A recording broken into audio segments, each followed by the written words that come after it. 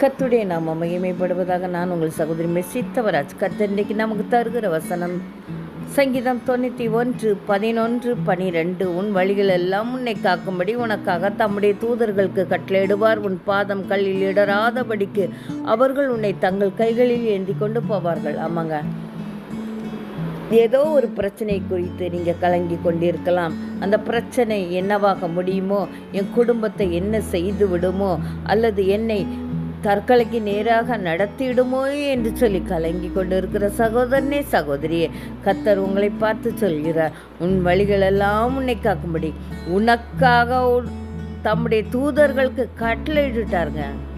உங்களை காக்கும்படியாக, உங்களை தங்களுடைய கைகளில் ஏந்தி கொள்ளும்படியாக, அந்த பிரச்சனை உங்களை பாதிக்காத அளவுக்கு உங்களை காக்கும்படியாக தேவ தூதர்களுக்கு ஏற்கனவே கட்டளை பிறப்பிக்கப்பட்டுள்ளதுங்க. எவ்வளவு பெரிய ஸ்லாக்கியம் யாருக்கு கிடைக்கும் பாருங்க. தாவீது ராஜா தன்னுடைய ஒவ்வொரு இக்கட்டிலும் தேவனை நோக்கி கூப்பிடுகிற வேளையில கர்த்தர் அவனை விசாலத்தில் நிறுத்தினார். யோபு தேவனை நோக்கி கூப்பிடுகிற வேளையில இழந்த எல்லாவற்றையும் இரண்டத்தனையாக பெற்றுக்கொண்டார். இன்றைக்கு இந்த வார்த்தை உங்களை நோக்கி வருகிறது. ஜெபித்து துதித்து இந்த வசனத்தை பெற்றுக்கொள்ளுங்கள். அவரால் கூடாத காரியம் ஒன்றுமே இல்லை. ஒரு தெய்வ மனிதர் தன்னுடைய நண்பனுக்காக கடன் பத்திரத்தில் ஜாயிண்ட் கையெழுத்து போட்டது நிமித்தம் அந்த பிரச்சனையில் மாட்டிக்கொண்டார்.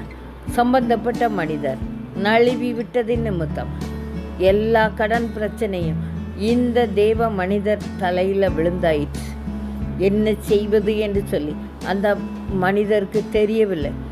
தேவனுடைய பாதத்தில் அமர்ந்திருந்து இதிலிருந்து தப்பிக்க முடியாது என்கிற நிலையில் மருந்து குடித்து செத்துடலான்னு சொல்லி மருந்து வாங்கி வச்ச வேளையில் ஒரு தேவ மனிதர் அவரை தேடி போய் அவர்களுடைய பிரச்சனையை சொல்லி ஜெபித்து அதிலிருந்து வெளிவருவதற்கான உபாயங்களையும் கர்த்தர் ஆலோசனையாக அந்த மனிதர் மூலம் கொடுத்து அதிலிருந்து தப்பித்து கொள்ள ஒரு போக்கையும் உண்டு பண்ணினார்.